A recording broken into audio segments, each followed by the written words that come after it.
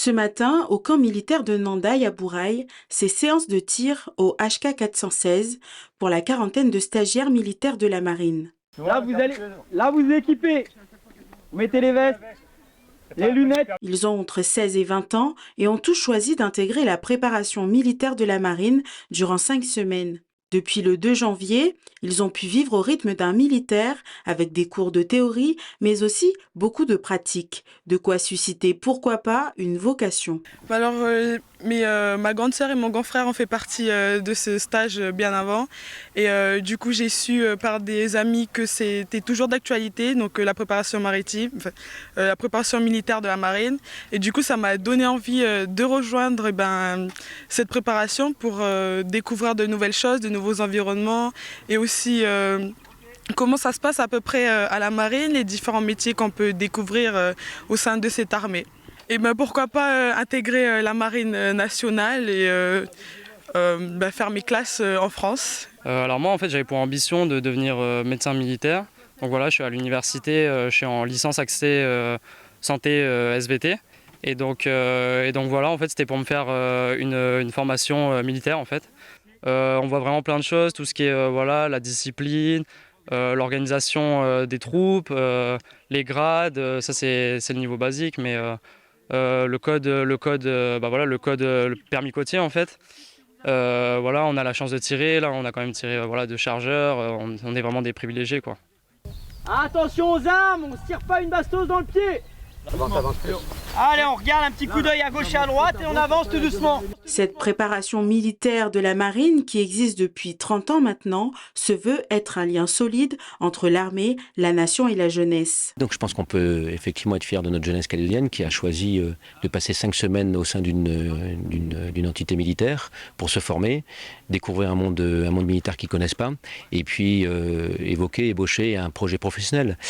Au-delà de ces ambitions, de ces vocations, je pense qu'on a aussi une jeunesse qui s'intéresse à autre chose que le milieu scolaire et qui souhaite se former à d'autres disciplines et notamment au geste de premier secours qui est un acte civique et qui les engage dans la vie de tous les jours puisque quand on est formé secouriste, on a une obligation, c'est bien de porter assistance et ça démontre bien une vraie état d'esprit de notre jeunesse qu'on peut féliciter et qu'on peut mettre aujourd'hui en avant grâce à cette préparation militaire marine. Ces stagiaires militaires de la marine ont encore 2 semaines pour se perfectionner et se préparer aux examens prévus à la fin de la session. Les animaux ne sont pas de simples objets, mais des êtres vivants doués de sensibilité. C'est ce que dit le projet de loi voté ce matin par le Congrès. Voté à l'unanimité, les élus ont donné leur accord pour modifier le code civil applicable en Nouvelle-Calédonie. Si les animaux restent toutefois soumis au régime des biens, ils seront reconnus comme des personnalités juridiques dorénavant. Une mesure symbolique. Gandhi disait que le degré de civilisation d'un peuple réside dans la façon dont il traite ses animaux, c'est important, et qu'en Nouvelle-Calédonie, on considère les animaux qui nous entourent vraiment comme des êtres vivants doués de sensibilité. C'est symbolique bien sûr, mais ça a vocation à faire changer les mentalités, et puis aussi peut-être à donner une indication supplémentaire aux juges dans le cadre des affaires de maltraitance animale. On a aussi introduit la possibilité pour les mutuelles d'avoir une prise en charge des frais liés aux soins vétérinaires pour que les habitants de la Nouvelle-Calédonie puissent traiter correctement leurs animaux et les soigner correctement. 2023, c'est l'année la plus chaude enregistrée depuis plus d'un siècle, avec une hausse de 1,48 degrés Celsius de la température mondiale. Mais au pays, cette année 2023 affiche, d'après Météo France Nouvelle-Calédonie, un record de fraîcheur, avec 23,5 degrés Celsius de température moyenne annuelle. L'année 2023 est la plus fraîche depuis 17 ans. L'année dernière s'est aussi distinguée par une alternance entre records de pluie et de sécheresse. Les mois de novembre-décembre battent tous les records de sécheresse avec moins 70% de pluie. Autre dérèglement majeur, malgré l'influence d'El Niño, la période d'août à octobre a enregistré le deuxième record de pluie avec plus de 124% tombés. Explication avec le climatologue Thomas Abinoun à l'issue d'une conférence de presse tenue ce matin. On a bien eu cet environnement sec à de grande échelle sur le Pacifique Sud-Ouest entre mai et décembre.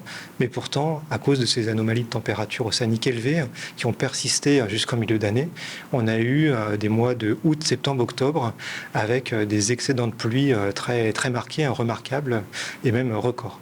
En début 2024, on sort d'El Niño. Le phénomène décline, mais on reste quand même sous son influence, donc avec des précipitations qui devraient rester sous les valeurs de saison jusqu'en avril. On s'attend quand même à avoir des pluies, on est en saison humide. On devrait repasser dans une période neutre avec moins de prévisibilité concernant les pluies.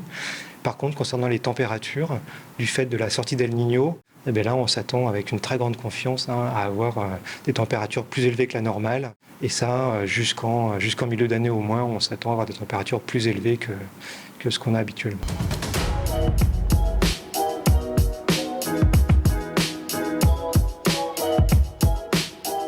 Le coup de crayon, Céline l'a depuis toute petite, une passion qui n'a fait que grandir. Après ses études de cinéma et d'animation 3D en métropole durant 5 ans, elle a choisi de revenir à Koné, où elle a grandi pour partager sa passion et commencer à se faire connaître. Là, je dessine une dame qui m'a passé commande pour un cadeau de départ. C'est un portrait de famille. Elle m'a envoyé ses photos et à partir de ça, je vais les cartooniser. Faire des portraits, c'est pas forcément ce que je faisais au départ. Des fois, j'aimais bien juste faire des petits dessins de mes souvenirs personnels, faire des petites BD, raconter des histoires. Mais finalement, les gens se tournent vers moi plutôt pour les portraits. Et c'est pas plus mal parce que j'aime bien ça aussi.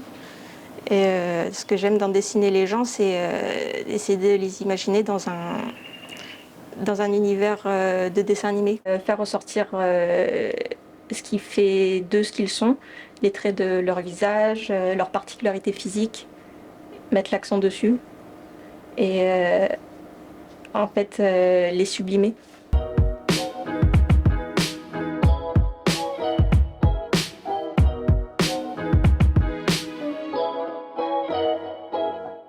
J'ai commencé à apprendre à l'école. Mais on n'avait pas vraiment de cours de tablette. C'était en fait chacun devait apprendre de son côté aussi.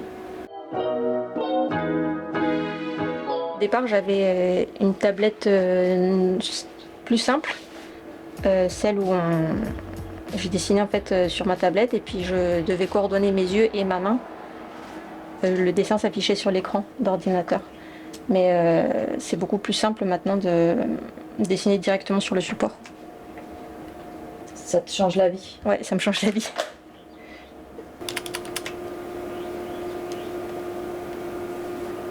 Il me restera le papa et le petit garçon à faire et à les ajouter dans le dessin.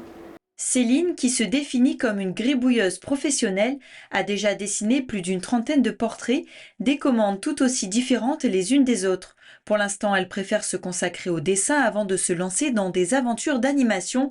À l'avenir, Céline pense également à écrire et dessiner ses propres histoires pour faire plaisir aux petits comme aux plus grands.